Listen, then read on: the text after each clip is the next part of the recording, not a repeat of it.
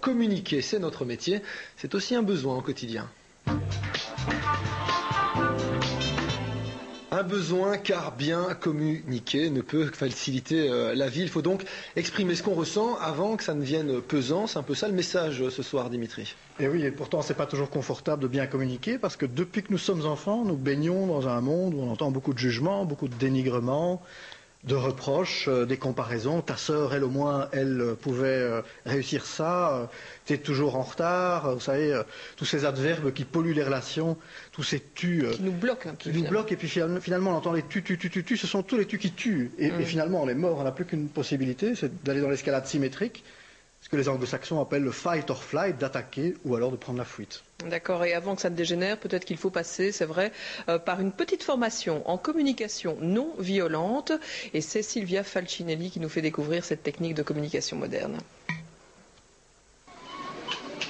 Imaginez, vous êtes au supermarché, vous faites la file avec vos courses pour la semaine, et là, un malotru surgit de nulle part et vous dépasse sans crier gare.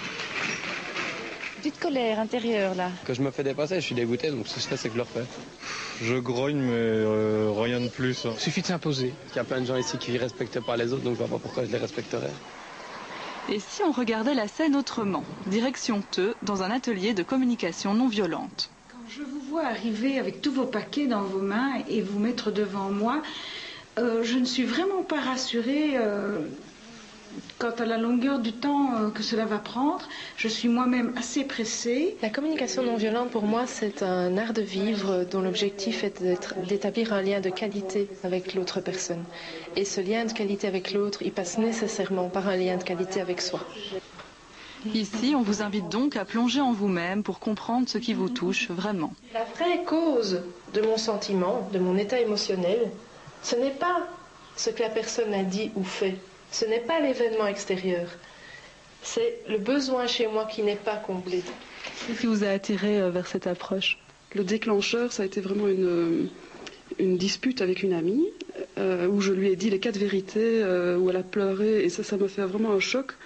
Je me suis dit là, il faut que ça se passe autrement. Il faut vraiment pouvoir dire les choses de manière qui ne blesse pas, quoi. Pour apprendre à communiquer autrement, rien de tel que la pratique. Concrètement ici, des jeux de rôle. Exemple parmi d'autres, une dispute pour une chambre en désordre.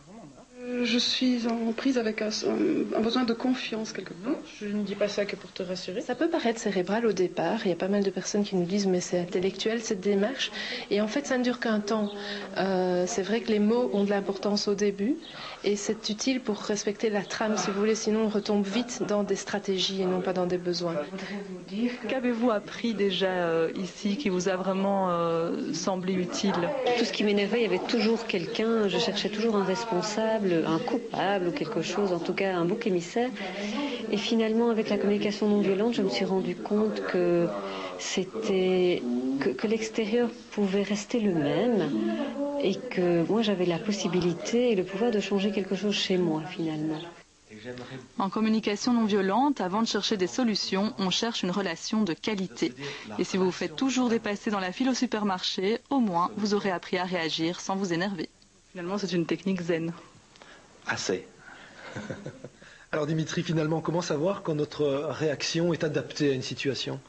D'abord, on va mesurer si la réaction que nous avons dans la situation est bien proportionnée ou alors est-ce qu'elle est complètement disproportionnée. C'est sûr que si je réagis puissance 10 dans une situation, c'est qu'il s'agit d'autre chose. Si on me dépasse dans la file et que j'ai envie de tuer la personne qui me dépasse, il y a un problème. Il y a un problème et bien souvent, c'est peut-être que dans l'enfance, il y a un élastique comme ça qui nous relie de l'événement au passé, qui a un petit frère, une petite sœur qui m'est passé devant aussi et qui a pris toute la place dans la famille. Si je peux identifier ça, si je peux faire le lien avec le type de réaction que j'ai dans le présent, mais mon fusible ne va plus sauter et je vais pouvoir régler mon problème et communiquer autrement. Une réaction adaptée, c'est aussi quand on réagit que c'est entendable pour l'autre. Voilà. Exactement. C'est très important de se mettre un petit peu à la place de l'autre pour voir si ce que je dis est audible pour l'autre, s'il n'y a pas de jugement ni de dénigrement. C'est très important. Alors pourquoi certains sentiments parasitent les relations?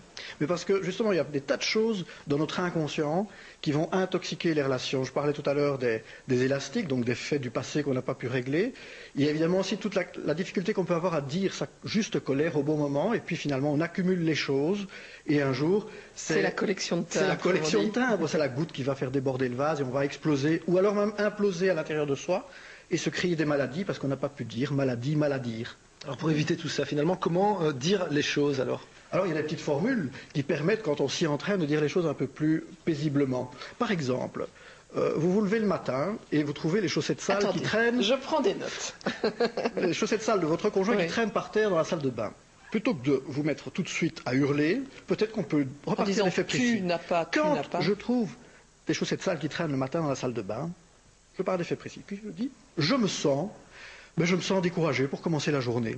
Je dis mon émotion ou mon sentiment. Ensuite, je dis mon besoin. Alors que j'aurais besoin de pouvoir me lever tout simplement dans la quiétude, dans la bonne humeur. Une fois, 2 fois, 3 fois. La 4e fois que les chaussettes se trouvent toujours là, on va aller un petit peu plus loin. Et je te demande donc de bien vouloir mettre tes chaussettes sales qui traînent le matin dans le bac à linge blanc prévu à cet effet, plutôt que le soir, plutôt que je te parle de tes chaussettes sales, eh bien je te fasse un gros câlin. Et voilà, et donc on termine par une issue positive par rapport à l'événement, on fait aussi une demande de réparation, et en principe, c'est nettement plus audible pour l'autre. Et on exprime ce qu'on ressent, on n'accuse pas finalement. Voilà, on part de son propre besoin et on l'exprime sans aucune violence, à partir de son ressenti. Ça paraît simple. Ça paraît simple, à appliquer donc au quotidien, les amis. Bon, on a rencontré, merci Dimitri.